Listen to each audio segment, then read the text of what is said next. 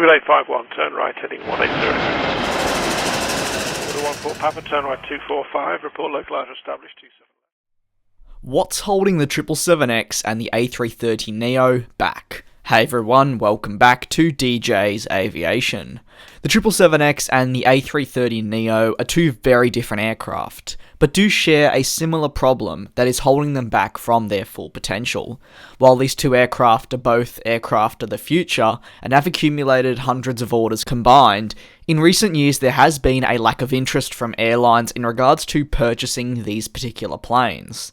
With the A330neo having carriers express interest, but never really go through with it, and the 777X having a bit of a dry patch in regards to orders.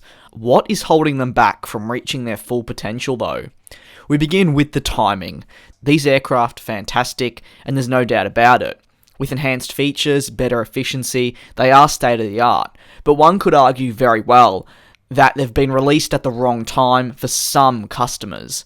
We'll begin with a look at the A330neo and its release. The A330neo is an improved A330, and therefore should automatically do well, just like the A330ceo. Well, you could say yes and no to this. The A330neo is launching this year with TAP Portugal. The aircraft is already up and flying and is completing a handful of tests at the time of recording. In fact, it just completed a world tour not that long ago. But after the 2018 Farnborough Airshow, it sits on 267 orders, with only 10 occurring in 2017. Why is that?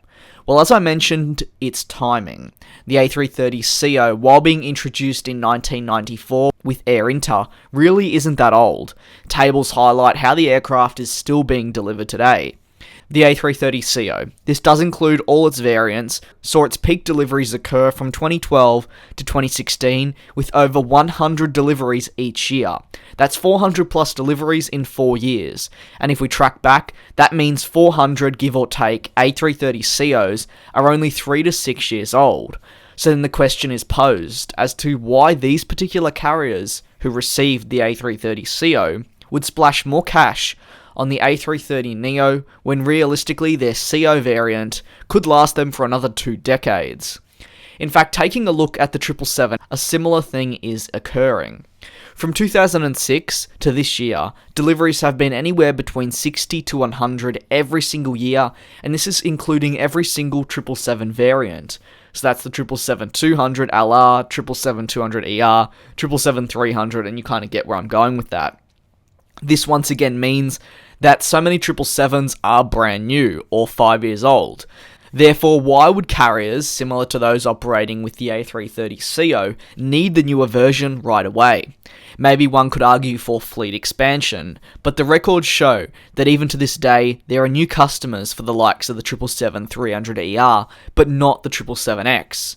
In fact, in August of last year, a member of the Air Lease Corporation said that they were seeing a sluggish demand for aircraft like the 777X. This is shown through the demand for the 737 MAX series, A320neo family, and the up-and-coming Boeing NMA, which I will be diving into shortly. Our next reason is fuel. With the prices of fuel being cheap, this means that so many airlines can continue to operate their older aircraft launched in the 1990s, which lo and behold is the A330ceo and the 777, and this means they don't need to purchase the fuel-efficient jets like the A350, 787, and so on just yet. While airlines certainly have the option of doing so, many are waiting for that ideal time. The fact is, it's still profitable to operate these A330ceos and 777s, so it certainly would be frowned upon to go out and order the 777X or the A330neo if you didn't truly need it for expansion or urgent fleet replacement. However, even if you do need fleet expansion or to replace aircraft, we are still seeing airlines opt to lease the classic 777-300ERs, like British Airways for example. In fact, the Vice President of Commercial Sales and Marketing at Boeing said, "This agreement is a testament to the enduring value of the 777. its superior range, outstanding efficiency, and popularity among customers, highlighting again how the 777 series is a fantastic aircraft at any point. It's worth mentioning that this particular deal went through on the last day of the 2018 Farnborough Air Show, so this agreement is very recent. It didn't occur 7 months back, it occurred essentially a week ago. But I want to get back onto the timing and take a look at Boeing's NMA, or how it's dubbed to be the Boeing 797. To begin with, this aircraft isn't anything like the 777X, and it really is important to note that. It's expected to seat 220 to 270 passengers in just 2 variants, and people are expecting it to be the 797-6X and the 797-7X, with the Dash 7X focusing in on the capacity of the aircraft, and then the Dash 6X will have that longer range, which will benefit carriers that want to operate longer flights. This aircraft is expected to launch with carriers in 2025. That is quite a while away, but its timing is ideal for a few reasons. 2025. It's essentially the absolute latest carriers that operate the 757, 767, and so on will be wanting to operate the aging aircraft. And this is cheap fuel prices or not. That is the deadline. Therefore, by Boeing introducing this aircraft in 2025, it's truly the perfect time for these airlines to seamlessly add the NMA to their fleet as they begin or finalise the phasing out of their 767s and 757s, the aircraft that will be replaced by Boeing's NMA. However, taking a look at the A330ceo and the 777, their programs are still going strong, and with the majority of airlines that operate the 2 aircraft, they're in no urgent need to be flying that aircraft off to the scrap heap or a leasing company. This is where the problem is for the newer variants today in 2018. This may change if you're watching in 3, 4, 5, 6 years, but in 2018 this is the current situation. However, ultimately the A330neo and the 777X aren't aircraft that need to sell right away. The A330neo is being marketed as an aircraft that essentially will always be around. It may only receive 30 orders a year, 25 orders a year, maybe then 80 orders a year, but that all adds up. And Airbus created this aircraft to do just that and be around in 30 years' time, as well as still being efficient, and that is the key. If the aircraft isn't going to be efficient in 25 years, there's no point for a carrier to order it in, let's say, 17 years. So while we will still see Airbus pushing the A330neo, just know that they have this under control. At least that's what we like to think. As I believe I mentioned, their Farnborough Air Show was successful in regards to the A330neo, as it brought the total order and commitment tally to just over 260, more specifically 267. Boeing also built the 777X to be around for decades to come.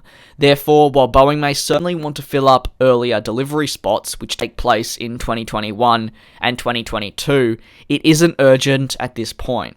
But in saying that, they may look to start pushing the aircraft more or move around the current order delivery dates to tie in.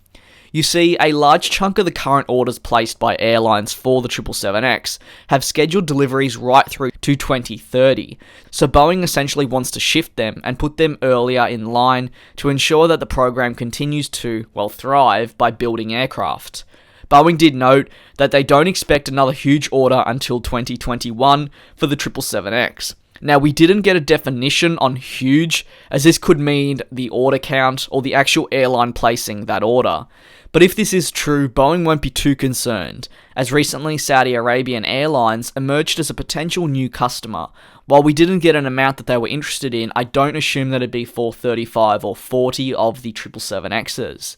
That's going to conclude my analysis. I do hope you all enjoyed this video on why the A330neo and the 777X currently aren't reaching their full potential. I just wanted to mention finally again that I'm by no means hating on these aircraft. In fact, both the A330neo and the 777X are some of the best looking planes currently on the market to airlines. However, ultimately, it is something that I believed would be interesting to research, explore, create, and ultimately share for you all. So I'd like to thank you very much for watching this video of mine. If you have any thoughts on the two aircraft, feel free to drop them in the comment section below. As always, that's what we do and share each other's thoughts around. If you're new to the channel, feel free to subscribe as we close in on 100,000 subscribers. Again, if you enjoyed the video, don't forget to leave a like, and I do look forward to you all joining me in the next one.